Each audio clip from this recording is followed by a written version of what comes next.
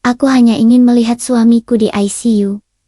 Tapi dokter muda itu mencengkeram lenganku, memaksaku bersembunyi. Dari celah gelap, aku melihat pria yang paling kami percaya, menyuntikkan racun, bukan obat. Sekarang, aku memegang bukti yang bisa membawaku ke penjara. Jika sahabatnya sendiri pembunuhnya, siapa lagi yang bisa aku percayai di rumah sakit ini? Saksikan kisah ini sampai akhir untuk mengetahui kebenaran yang tak terucap. Sebelum lanjut, jangan lupa like, komen, dan subscribe channel ini biar tidak ketinggalan cerita seru lainnya. Aku benci suara ponsel di atas meja nakas malam hari. Di tengah kesunyian, suaranya melengking keras, memecah ketenangan pukul 11. Aku sedang duduk di sofa ruang tengah. 3 jam sudah. Aku hanya membolak-balik halaman buku, tanpa benar-benar mencerna isinya. Pikiranku berkelana meliang-liang. Tentu saja, pikiranku tertuju pada satu nama. Davin, suamiku. Dia bilang, ada rapat mendadak. Klien penting, katanya. Rapat itu tidak akan lama, tapi sekarang. Jam sudah menunjukkan pukul 11 malam, dan apartemen terasa dingin, sunyi tanpa kehadirannya. Rasa khawatir yang tadinya hanya sebatas gerimis perlahan, berubah menjadi badai kecil di dalam dadaku. Aku meraih ponsel yang bergetar hebat, dengan harapan yang tipis. Aku berdoa agar itu adalah pesan singkat darinya. Pesan yang berbunyi, "Aku di jalan sayang. Maaf terlambat, aku mencintaimu." Namun, layar itu menampilkan nomor asing. Jantungku mulai berdebar kencang, menabuh genderang buruk di tulang rusukku. Sebuah firasat tak menyenangkan, merayap dingin di punggung. Aku mengangkatnya, dengan ragu. "Halo, dengan Ibu Hilda, istri dari Bapak Davin?" Suara di seberang sana terdengar tenang, profesional, namun tanpa emosi dingin. "Iya, saya sendiri. Ada apa ya?"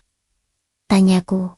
Suaraku sedikit tercekat, jantungku sudah melonjak ke tenggorokan. "Kami dari rumah sakit pusat." Rumah sakit, 2 kata itu saja, sudah cukup membuat isi perutku terasa bergolak. "Kami mohon ibu untuk segera datang. Bapak Davin mengalami kecelakaan lalu lintas. Kondisinya kritis." Dunia seakan berhenti berputar. Buku yang kupegang, buku yang selama 3 jam kupegang, tanpa kubaca jatuh ke lantai. Bunyinya pelan, hanya dep. Namun, di telingaku, suara itu terdengar seperti ledakan yang memekakan. Kritis. Sebuah kata yang menolak untuk dipahami. Sebuah kata yang menghancurkan kenyataan. Kritis. Maksud Anda apa? Maksud Anda?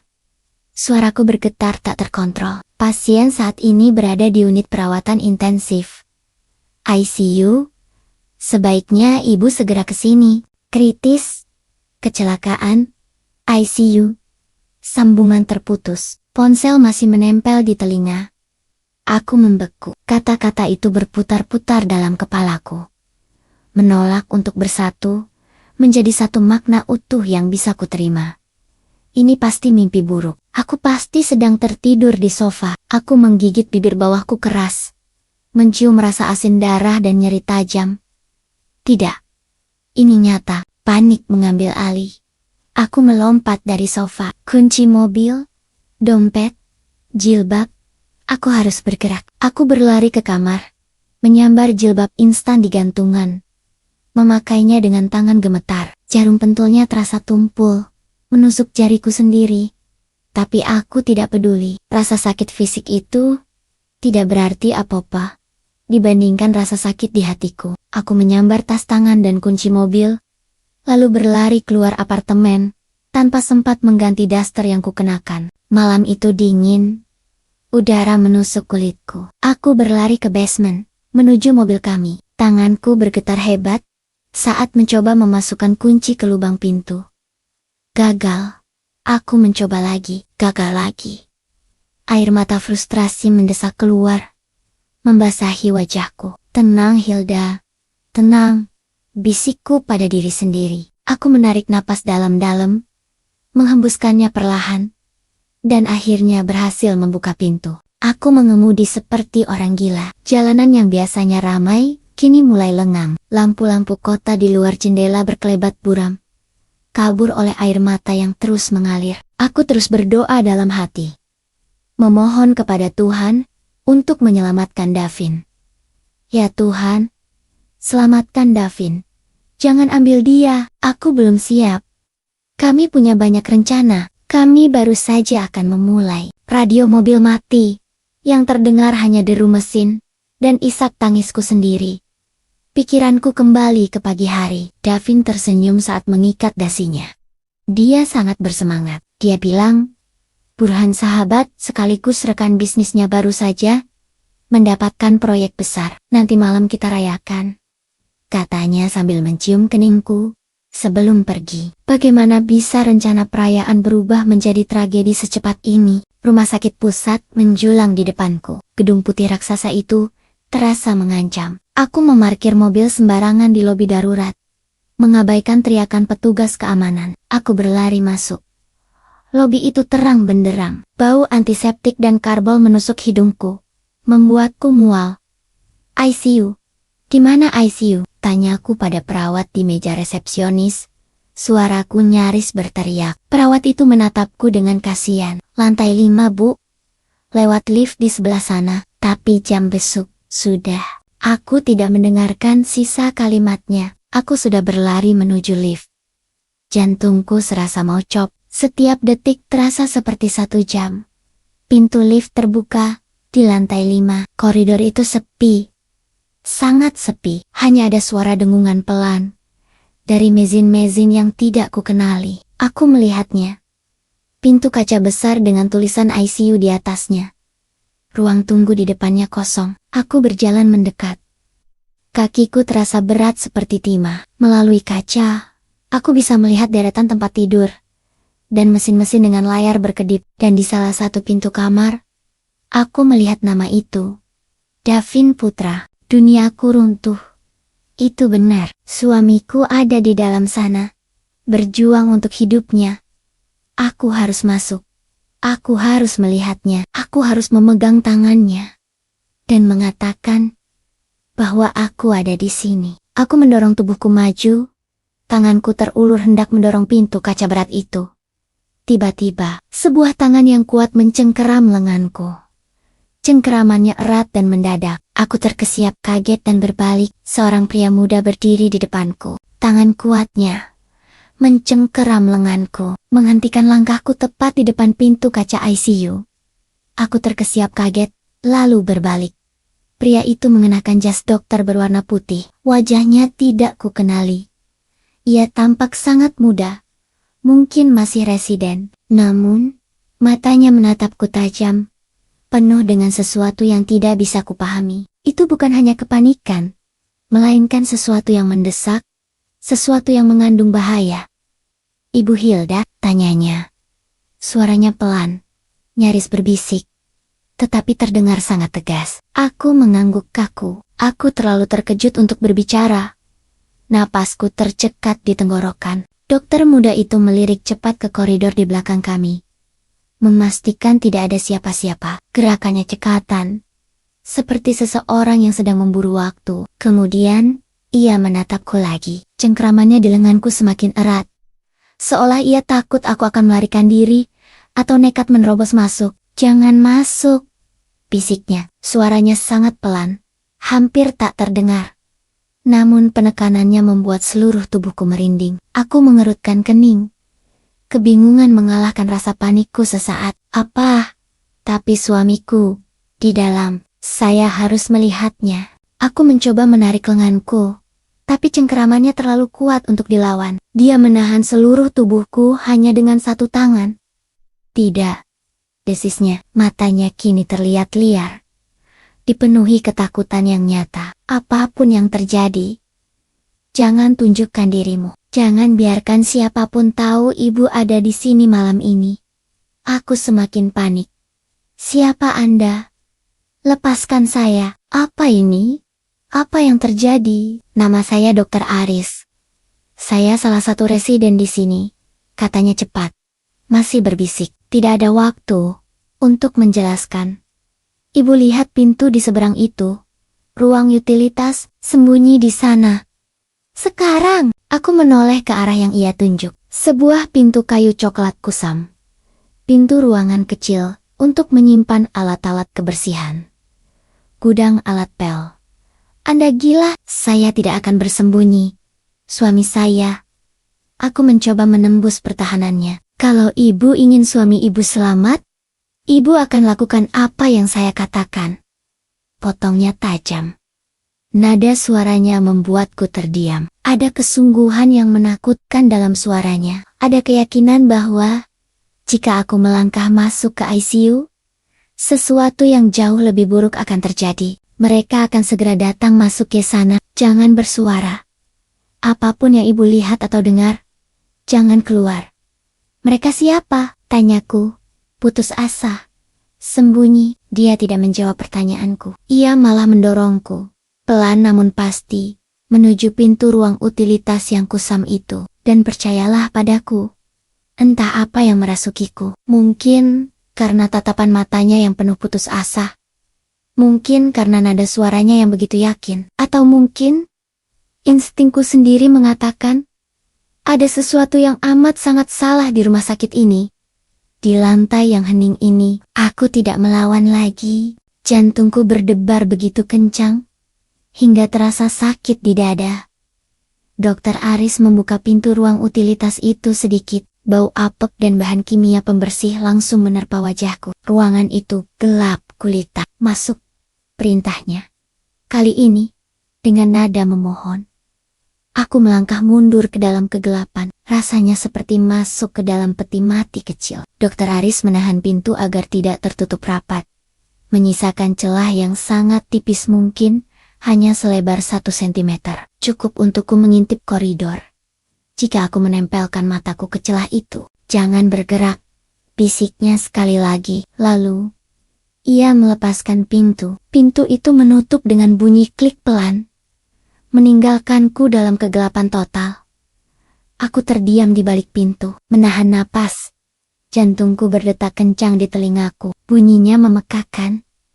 Aku bisa merasakan debu di udara, membuat hidungku gatal. Aku mati-matian menahan keinginan untuk batuk. Aku menempelkan mataku ke celah pintu. Aku hanya bisa melihat sepotong kecil koridor steril di luar. Sepotong lantai linoleum yang mengkilap dan dinding hijau pucat. Waktu terasa berhenti. 1 menit berlalu. Tidak terjadi apa-apa. Mungkin dokter itu memang gila.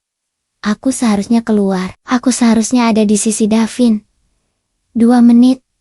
Aku mulai gemetar, bukan hanya karena takut, tapi juga karena dingin. Ruangan ini tidak ada pemanasnya. Aku memeluk diriku sendiri. Jilbabku terasa lembab oleh keringat dingin. 3 menit. Aku mendengar suara lift berdenting di kejauhan. Langkah kaki. Tidak. Mungkin hanya imajinasiku. 4 menit. Keraguan mulai menggerogotiku. Ini konyol. Aku, Hilda, seorang istri yang ketakutan. Bersembunyi di gudang alat pel. Sementara suamiku kritis di ruang seberang. Semua ini atas perintah dokter asing, yang bahkan tidak kuingat namanya dengan pasti. 5 menit. Tepat saat aku akan mendorong pintu untuk keluar. Aku mendengarnya. Langkah kaki. Bukan langkah kaki terburu-buru. Seperti perawat atau dokter yang sedang dalam keadaan darurat. Ini adalah langkah kaki yang tenang, mantap, dan penuh percaya diri. 2 pasang langkah kaki. Mereka datang dari arah lift. Aku menahan napas. Mataku terpaku pada celah pintu. 2 sosok pria muncul dalam bidang pandangku yang sempit. Mereka berhenti tepat di depan pintu ICU Davin. Jantungku serasa melompat ke tenggorokanku. Aku mengenali mereka. Aku mengenali mereka. 1 orang adalah seorang dokter yang lebih tua, berperawakan besar. Yang ku ketahui bernama Dr. Bayu. Dia adalah kepala ICU. Dia yang seharusnya menangani Davin, dan orang yang berdiri di sampingnya. Orang itu adalah Burhan. Burhan, sahabat terbaik Davin, rekan bisnisnya, pria yang sudah kuanggap seperti kakakku sendiri. Napas lega yang hampir keluar dari mulutku tertahan kembali. Tentu saja. Aku mengharapkan Burhan ada di sini. Dia sahabat Davin. Dia seharusnya khawatir. Namun, ada yang aneh. Burhan tidak terlihat panik. Dia tidak terlihat sedih. Wajahnya yang biasanya hangat dan penuh senyum, kini terlihat kaku dan dingin. Raut wajahnya datar, tanpa emosi, seperti topeng. Ia melirik ke sekeliling koridor yang sepi, matanya menyapu ke segala arah. Seolah memeriksa situasi.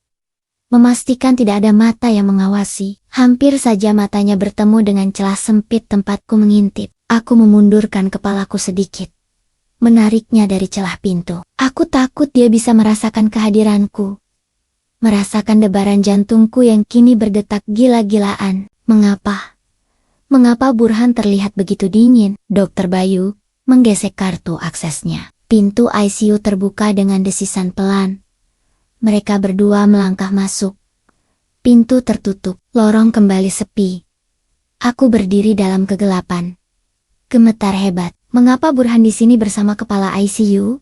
Di luar jam besuk, terlihat seperti sedang melakukan inspeksi. Bukan kunjungan duka. Mengapa Dokter Aris menyuruhku bersembunyi dari mereka?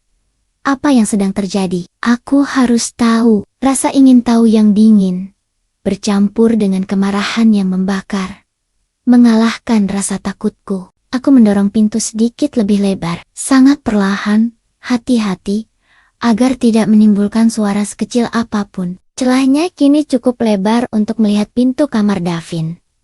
Pintu itu terbuat dari kaca, tapi bagian tengahnya buram. Aku hanya bisa melihat siluet Dokter Bayu dan Burhan, berdiri di samping tempat tidur.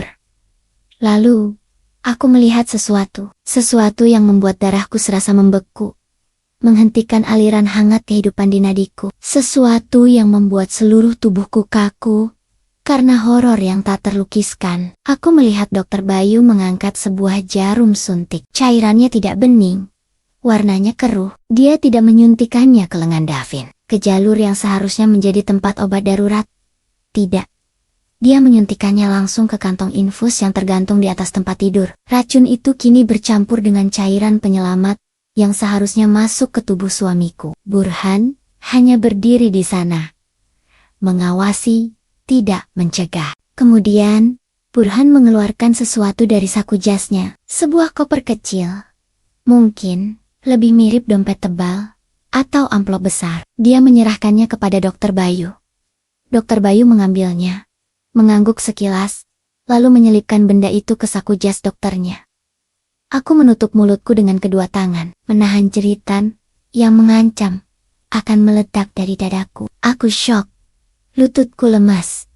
Ternyata, suamiku tidak sedang diselamatkan. Dia sedang dibunuh.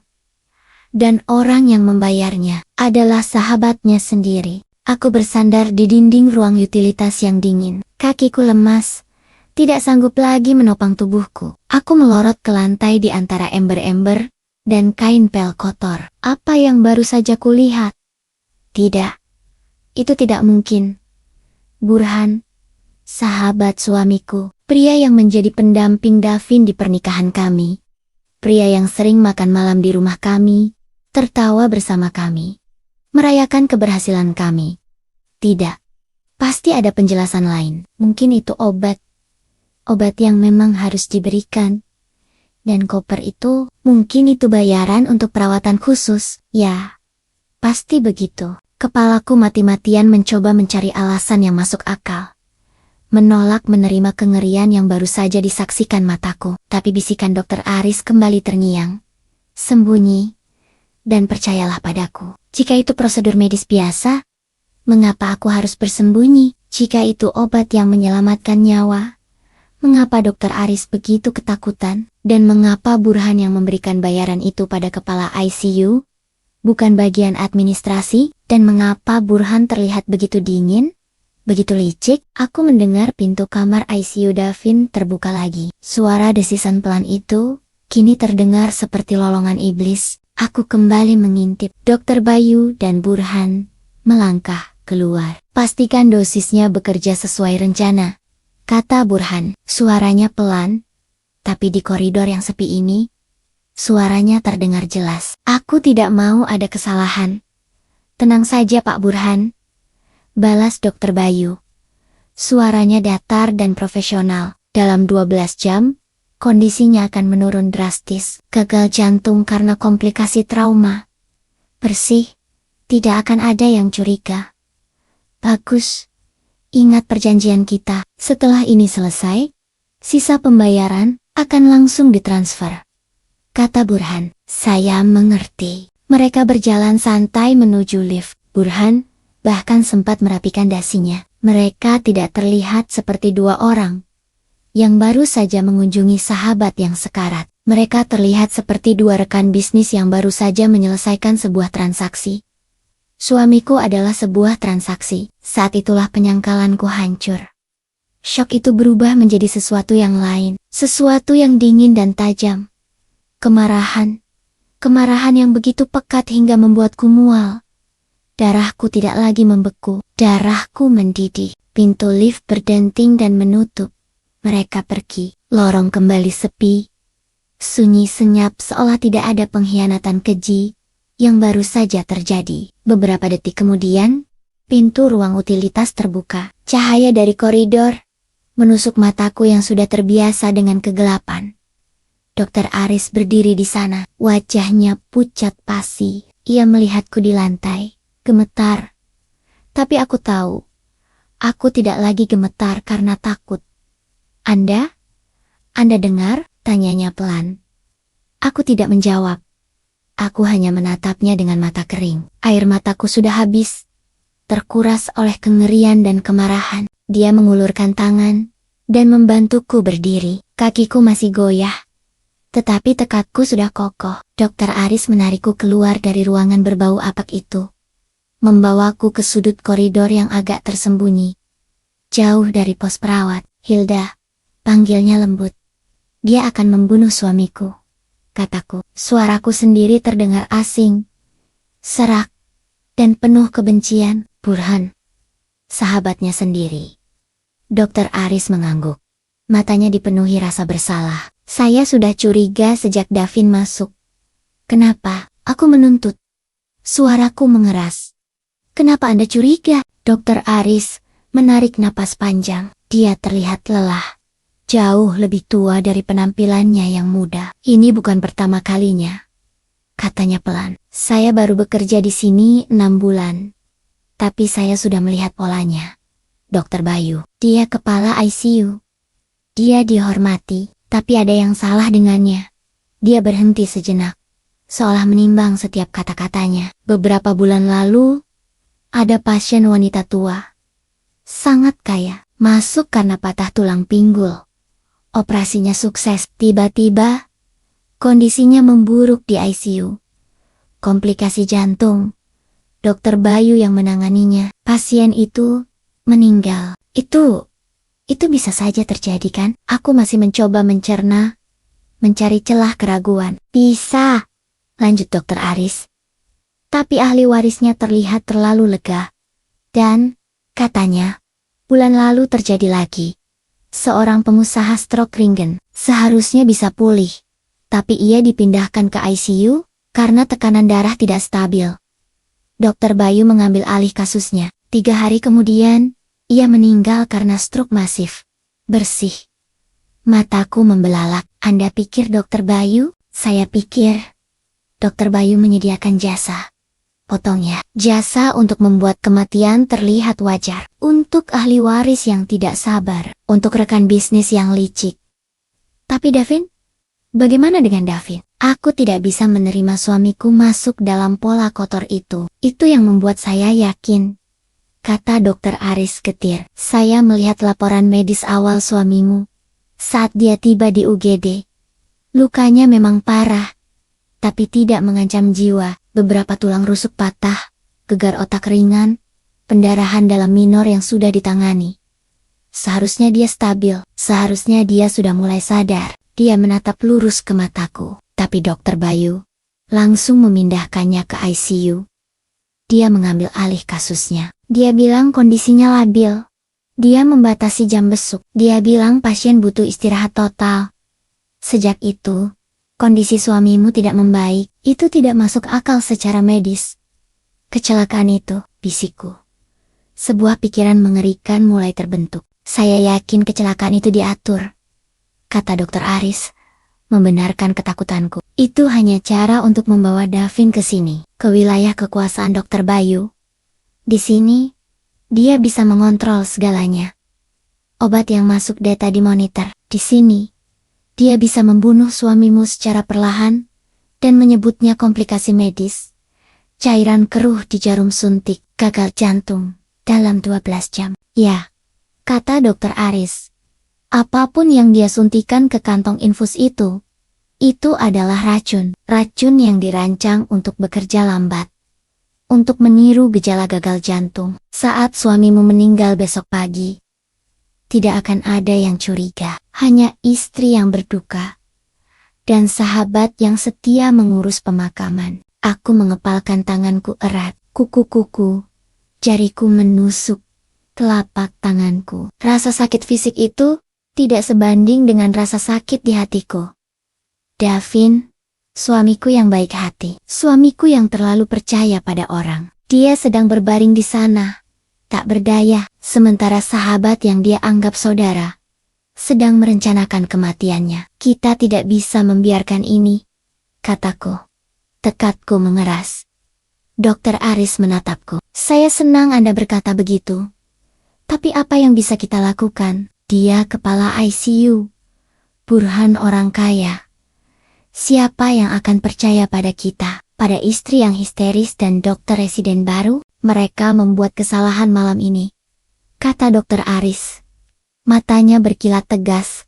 Mereka tidak tahu Anda ada di sini. Mereka tidak tahu saya mengawasi. Dia menunjuk ke arah kamar Davin. Suntikan tadi itu mungkin dosis pertama. Mereka harus menaikkan dosisnya, atau memberikan suntikan terakhir, untuk menyelesaikannya. Mereka bilang, 12 jam. Itu berarti mereka akan kembali. Jadi, kita menunggu. Tanyaku, tidak, kata Dokter Aris. Kita tidak menunggu. Kaita, Melawan, saya butuh bantuan Anda, Hilda. Saya tidak bisa melakukannya sendiri. Jika saya masuk ke sana, saya akan dicurigai. Tapi Anda istrinya. Anda punya alasan untuk berada di sana. Apa yang Anda ingin saya lakukan? Tanyaku.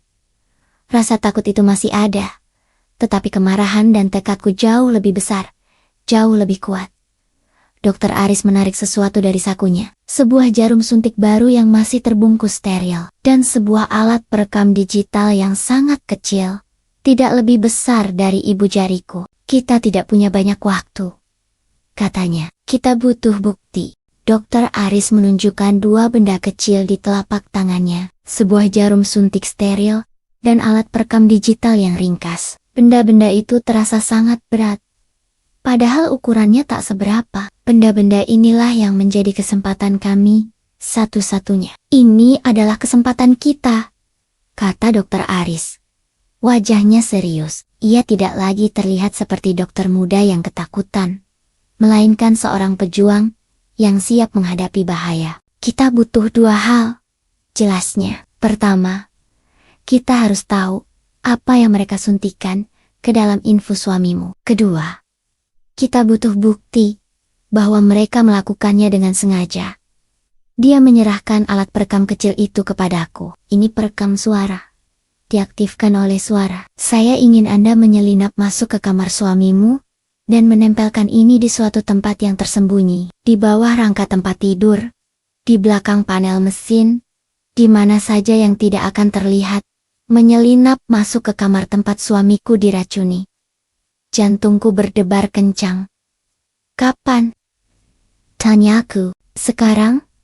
Katanya. Kita tidak tahu kapan mereka akan kembali. Kita harus bergerak cepat. Tapi perawat, bisik. Pos perawat berada tepat di seberang kamar Davin. Mereka bisa melihat siapa saja yang masuk dan keluar. Mereka mengawasi. Serahkan itu padaku, kata Dokter Aris. Saya akan membuat pengalihan. Sesuatu yang akan menarik perhatian semua orang. Sesuatu yang akan mengosongkan pos perawat. Setidaknya, selama beberapa menit. Dia lalu menyerahkan jarum suntik steril itu. Ini yang lebih penting, sekaligus lebih berbahaya. Dia menatap mataku lekat-lekat. Hilda, setelah Anda menanam perekam itu, Anda harus mengambil sampel cairan dari kantong infus Davin. Kantong yang baru saja mereka suntik. Dia menunjukkan caranya. Lihat kantong infus. Ada selang yang terhubung. Di dekat kantong, ada port kecil dari karet. Biasanya berwarna biru atau merah. Anda harus menusukkan jarum ini ke port itu dan menarik cairan sedikit saja. 1 cc sudah cukup. Dia menunjuk tanda di jarum suntik itu. Tanganku mulai gemetar lagi. Tugas ini terasa terlalu besar, terlalu teknis, terlalu berisiko. Bagaimana jika saya salah? Bagaimana jika saya menyakitinya? Aku khawatir akan kecerobohanku di saat yang paling krusial. Anda tidak akan menyakitinya, kata Dokter Aris tegas. Suaranya penuh keyakinan, menenangkan kegalauanku. Anda hanya mengambil sampel dari kantong, bukan menyuntik suamimu. Ini prosedur standar untuk perawat, tapi Anda harus cepat, dan Anda tidak boleh ketahuan. Dia mencengkeram bahuku, memberiku dorongan mental. Dengar, jika Dokter Bayu atau perawat lain menangkap Anda melakukan ini, mereka akan bilang Anda histeris. Mereka akan bilang Anda mencoba mencelakai suamimu. Mereka bisa menahan Anda. Mereka bisa menyuntik Anda dengan obat penenang. Anda mengerti risikonya? Aku menelan ludah. Rasa takut yang dingin menjalar di tulang punggungku. Namun, kemudian aku teringat wajah Davin. Aku teringat senyumnya pagi tadi. Aku teringat suara dingin Burhan yang merencanakan kematiannya. Aku tidak akan membiarkan mereka menang. Aku mengangguk. Tekadku mengeras. Saya mengerti, saya akan melakukannya. Bagus. Dokter Aris terlihat lega. Sekarang kembali ke ruang utilitas. Tunggu sinyal dari saya. Anda akan mendengar alarm code blue. Itu artinya ada pasien yang henti jantung. Saat Anda mendengarnya, semua orang akan berlari ke sumber suara. Saat itulah Anda bergerak. Di mana Anda akan berada? Saya yang akan memimpin tim code blue itu, katanya dengan senyum tipis. Senyum yang menyimpan rencana cerdik. Saya akan memastikan mereka sibuk selama mungkin. Anda punya waktu, tapi jangan sia-siakan. Masuk, tanam perekam, ambil sampel, keluar, kembali ke ruang utilitas. Jangan pergi kemanapun, sampai saya menjemput Anda. Aku mengangguk lagi. Aku memasukkan jarum suntik dan perekam ke dalam saku dasterku. Benda-benda itu terasa dingin di kulitku. Hati-hati Hilda, bisiknya. Aku kembali masuk ke ruang utilitas yang gelap. Kali ini, kegelapan terasa seperti teman, selimut yang melindungiku. Aku berdiri di balik pintu. Telingaku menajam, mendengarkan setiap suara. Detik terasa seperti menit. Menit terasa seperti jam. Aku mendengar obrolan pelan perawat di pos mereka. Suara roda kereta dorong. Suara mesin bip-bip-bip yang konstan dari kamar-kamar ICU. Lalu, aku mendengarnya. Sebuah alarm menusuk telinga dan suara dari intercom. Code Blue, kamar 509. Code Blue, kamar 509. Kamar 509 itu di ujung koridor, arah yang berlawanan dari kamar Davin. Seketika, lorong menjadi riuh. Aku mendengar suara langkah kaki berlari. Banyak langkah kaki. Siapkan alat kejut. Ambil troli darurat. Suara-suara itu menjauh, menuju sumber alarm. Aku mengintip. Pos perawat kosong. Lorong di depanku kosong. Inilah saatnya. Jantungku serasa mau meledak. Aku mendorong pintu, melangkah keluar. Udara koridor terasa dingin. Aku berjalan cepat. Mencoba tidak berlari, menuju pintu kaca kamar Davin. Davin putra. Aku mendorong pintu. Pintu terbuka tanpa suara, dan aku ada di dalam. Aku ada di dalam. Bau antiseptik di ruangan ini jauh lebih kuat, menusuk hidung. Suara mesin bip, bip bip dari monitor jantung Davin adalah satu Satania.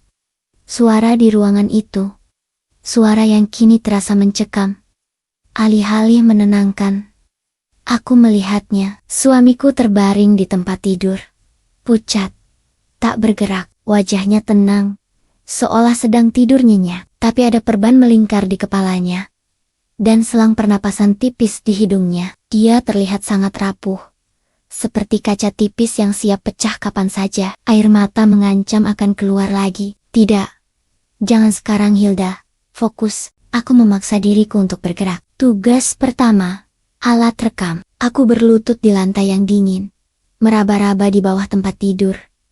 Ada rangka logam di sana. Aku menemukan tempat yang datar, sedikit tersembunyi di dekat dinding. Aku menekan tombol rekam lampu, indikator kecil berkedip sekali lalu menempelkannya di sana. Selesai. Satu tugas berhasil. Aku berdiri. Sekarang, bagian yang sulit, yang lebih berbahaya. Kantong infus. Aku melihatnya tergantung di tiang, di samping tempat tidur. Cairannya bening tapi aku tahu, Dokter Bayu telah menyuntikkan racun keruh itu ke dalamnya. Cairan itu kini mengalir pelan tits demi tits, masuk ke selang, dan masuk ke pembuluh darah suamiku. Tanganku gemetar hebat saat aku mengeluarkan jarum suntik steril dari sakuku. Aku membuka bungkusnya. Aku melihat port karet berwarna biru di selang infus, tepat seperti yang dikatakan Dokter Aris. Maafkan aku sayang, bisik. Aku menahan napas. Aku membersihkan port itu dengan kapas alkohol yang sudah disiapkan Dokter Aris. Aku memegang jarum suntik. Aku harus menusuknya. Aku mendorong jarum itu masuk. Karetnya terasa alot, tetapi jarumnya menembus. Aku menarik pendorong jarum suntik. Cairan bening dari selang itu terhisap masuk. 1 cc. Cukup. Aku menarik jarum itu keluar. Berhasil. Aku menutupnya dengan hati-hati. Aku memegang bukti itu di tanganku. Racunnya. Aku sudah selesai. Aku harus pergi. Tapi aku tidak bisa. Aku hanya berdiri di sana, menatap wajah suamiku. Rasa cinta yang begitu besar memenuhiku, bercampur dengan amarah yang membara. Aku mengulurkan tangan, menyentuh pipinya yang dingin. Aku di sini, sayang, bisikku. Suaraku pecah. Aku tahu apa yang mereka lakukan. Aku tidak akan membiarkannya. Bertahanlah. Kumohon. Bertahanlah untukku. Aku membungkuk, ingin mencium keningnya. Tepat pada saat itu, aku mendengarnya. Sebuah erangan, sangat pelan, nyaris tak terdengar di antara bunyi mesin yang konstan. Han. Aku membeku. Mataku terpaku pada wajahnya. Davin, bisikku. Hampir tidak percaya, matanya masih terpejam rapat. Dia tidak bergerak, tidak merespons panggilanku. Tapi kemudian, aku melihatnya, sesuatu yang membuat jantungku berhenti berdetak sesaat. Dari sudut matanya yang terpejam, satu butir air mata mengalir perlahan, mengalir di pelipisnya, membasahi rambutnya yang dekat dengan perban. Dia sadar. Dia tidak koma total. Dia terjebak di dalam tubuhnya sendiri. Dia mendengar setiap kata yang kucapkan. Dia tahu aku ada di sini. Gelombang kesedihan yang baru menghantamku. Ini bukan hanya pembunuhan. Ini penyiksaan. Suamiku sadar. Tak bisa bicara. Tak bisa bergerak. Tetapi merasakan dan mendengar semuanya. Dia pasti mendengar rencana jahat Burhan. Tiba-tiba, aku mendengar suara di koridor.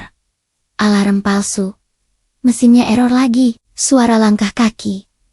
Mereka kembali panik melandaku. Aku harus keluar sekarang. Aku menatap Davin sekali lagi. Air matanya masih basah di pipinya. Aku akan kembali. Janjiku dalam hati. Aku berlari ke pintu. Menariknya terbuka sedikit. Mengintip. Koridor masih kosong. Tetapi aku bisa mendengar para perawat semakin dekat. Aku menyelinap keluar. Berlari melintasi lorong, dan masuk kembali ke ruang utilitas. Aku menutup pintu, tepat saat para perawat berbelok di tikungan. Aku bersandar di pintu, gemetar hebat.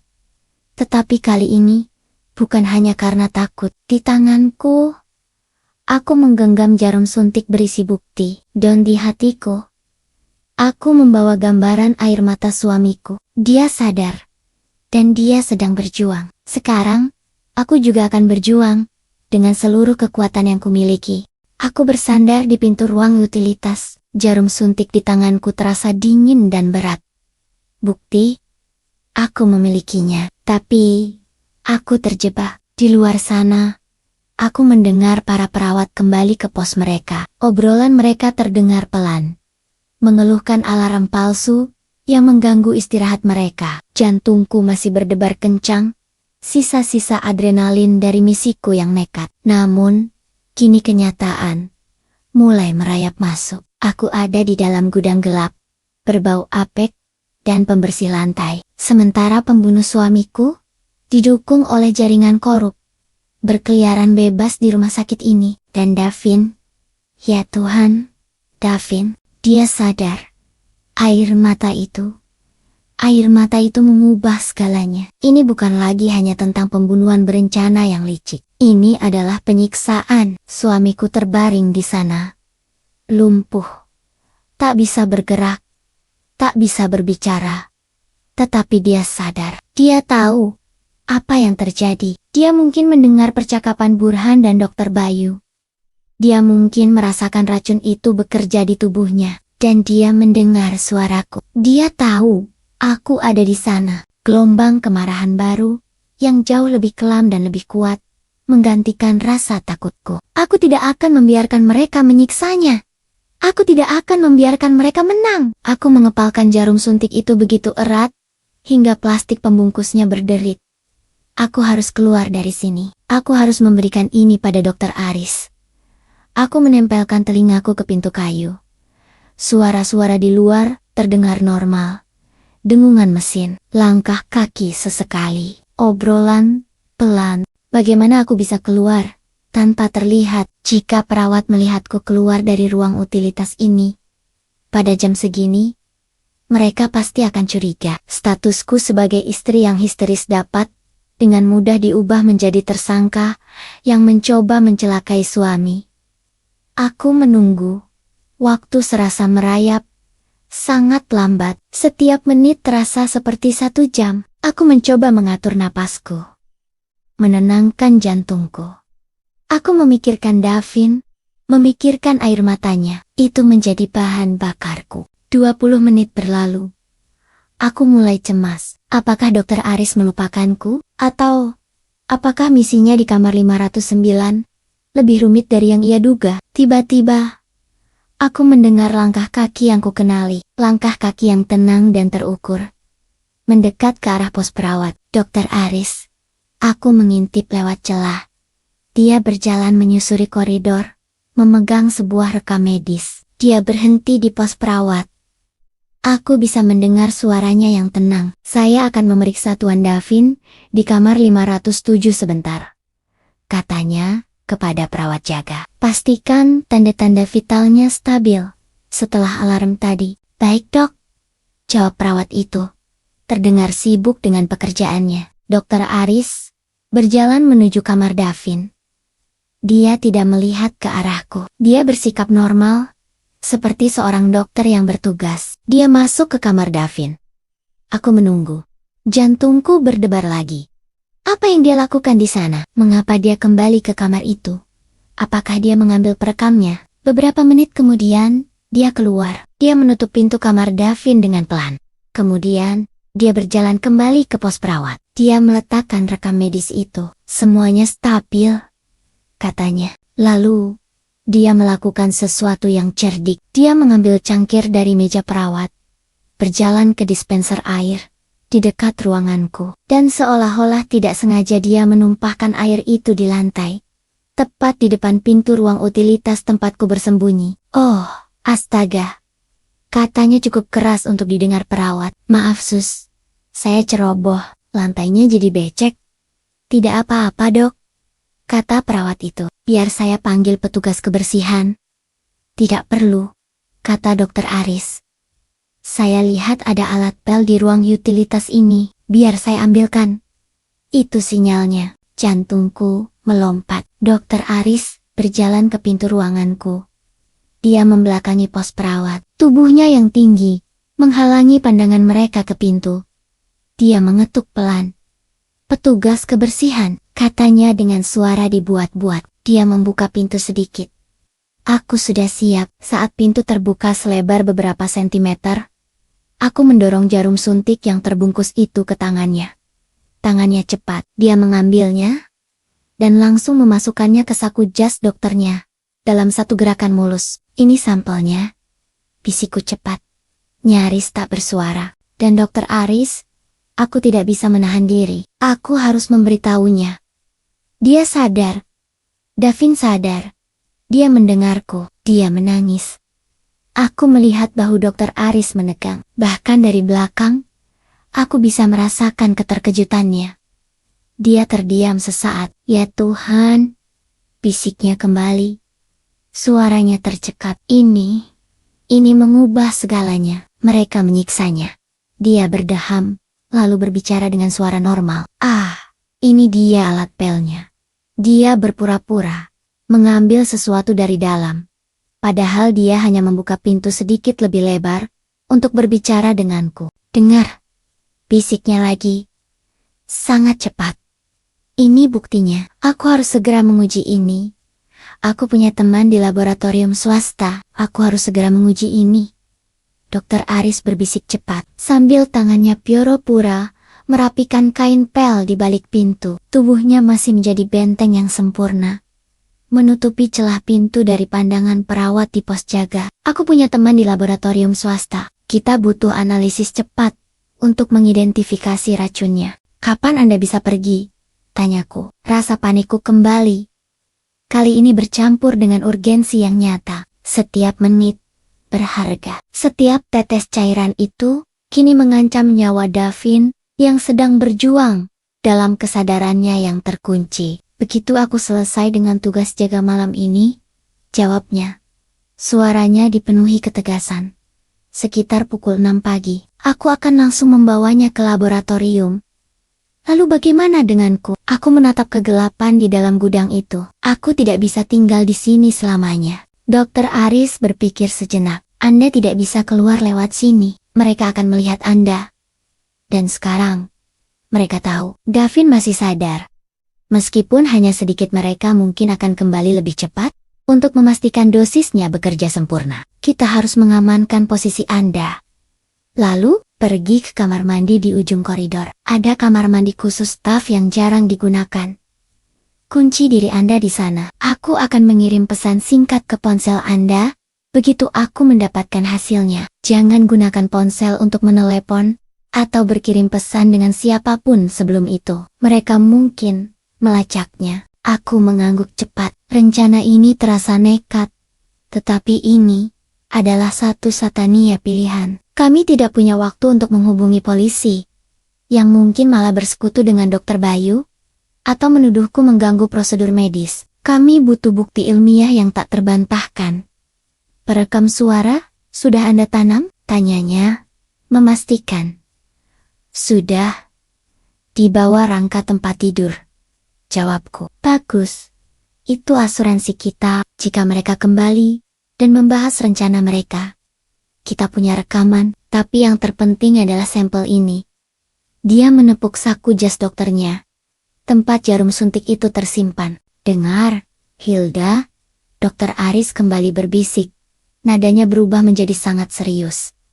Sekarang, Anda adalah saksi kunci, dan Anda membawa bukti yang bisa menjebloskan kepala ICU dan rekan bisnis kaya ke penjara. Mereka akan melakukan apa saja untuk membungkam Anda. Setelah ini, setiap orang di rumah sakit ini, kecuali saya, berpotensi menjadi musuh.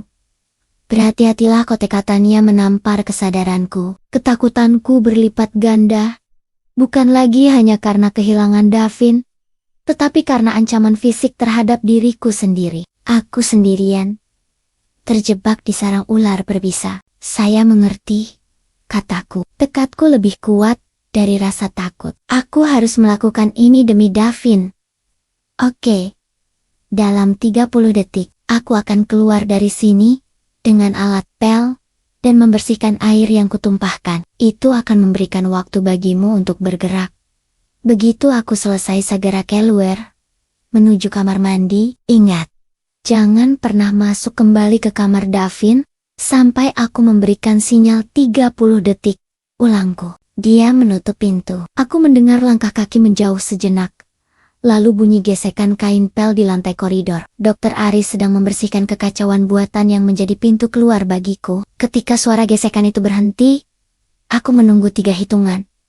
1, 2, 3.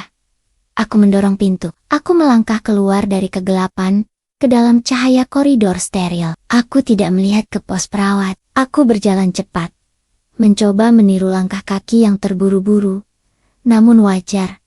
Seperti seorang istri yang baru saja selesai menangis di kamar kecil. Koridor ICU terasa seperti terowongan panjang yang diawasi oleh ribuan pasang mata tak terlihat. Aku melewati kamar Davin, melirik sekilas, lalu bergegas menuju ujung koridor. Aku menemukan pintu kamar mandi staf. Aku memutar knopnya, masuk, dan segera mengunci diri.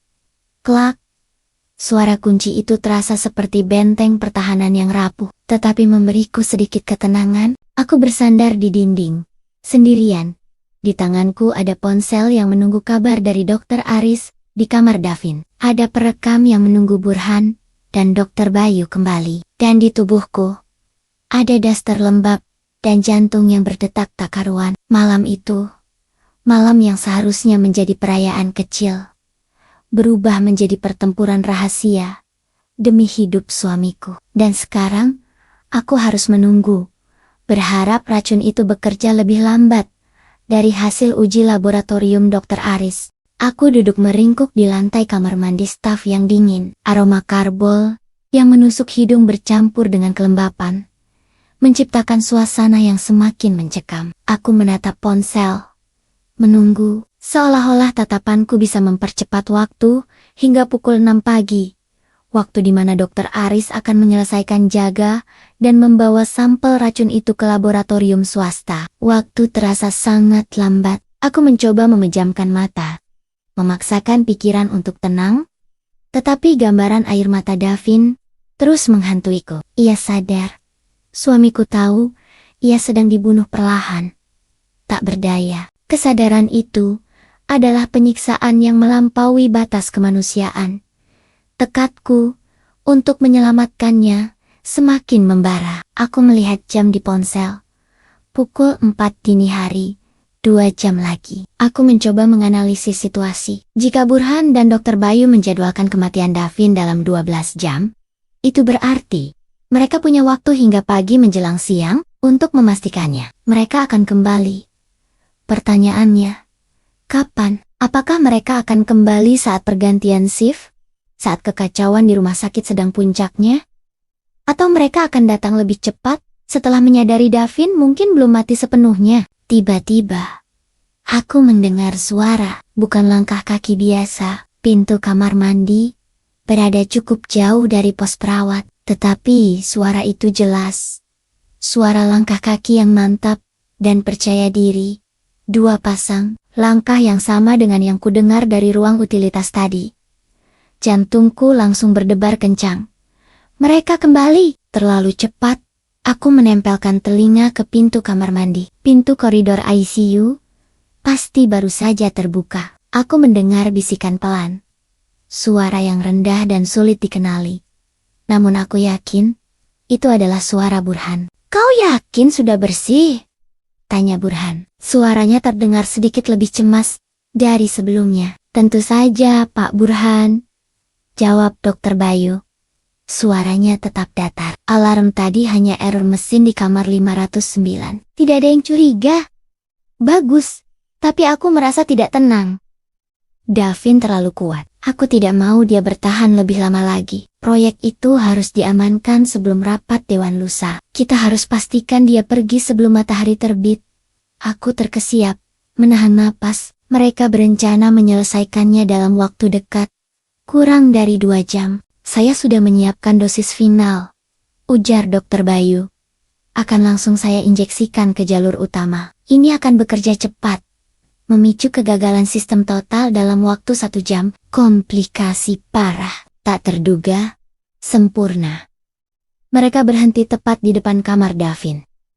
Aku bisa merasakan keberadaan mereka. Hanya dipisahkan oleh beberapa meter koridor dan pintu kayu, kamar mandi yang ringkih. Air mataku menetes lagi.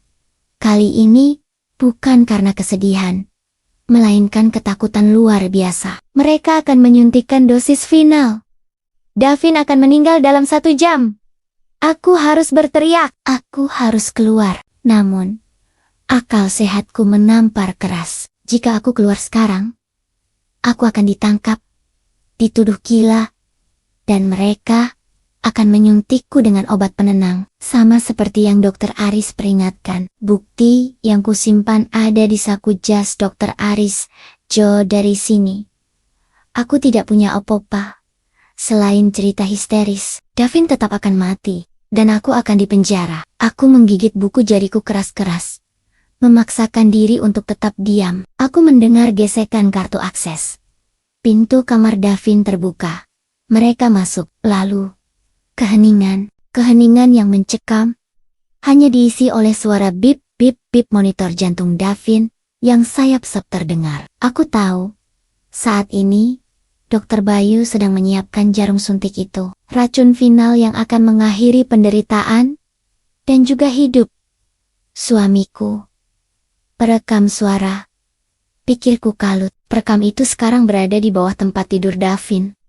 Jika ada keajaiban, perekam itu akan merekam pengakuan dan rencana jahat mereka.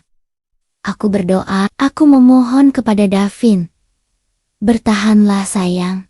Jangan menyerah, hanya sebentar lagi. Aris akan mendapatkan hasilnya. 5 menit berlalu seperti setahun. Kemudian, pintu terbuka lagi. Selesai, kata Dokter Bayu. Nadanya kembali dingin dan profesional. Saya sudah injeksikan dosis itu. Kondisinya akan menurun dalam 15 menit ke depan. Kita aman. Bagus, ujar Burhan. Terdengar lega. Aku akan pastikan Dewan tahu kabar ini jam 9 pagi. Terima kasih Dokter Bayu. Pembayaran sisanya akan segera dikirimkan ke rekeningmu yang biasa. Langkah kaki mereka menjauh. Mereka berjalan menuju lift, meninggalkan Davin, suamiku, dalam keadaan terancam oleh racun yang kini mengalir deras di pembuluh darahnya. Aku menunggu hingga aku yakin bunyi lift berdenting. Barulah aku membiarkan diriku bersandar lemas di dinding kamar mandi. Racun final sudah masuk. Aku hanya punya waktu kurang dari 1 jam sebelum Davin pergi.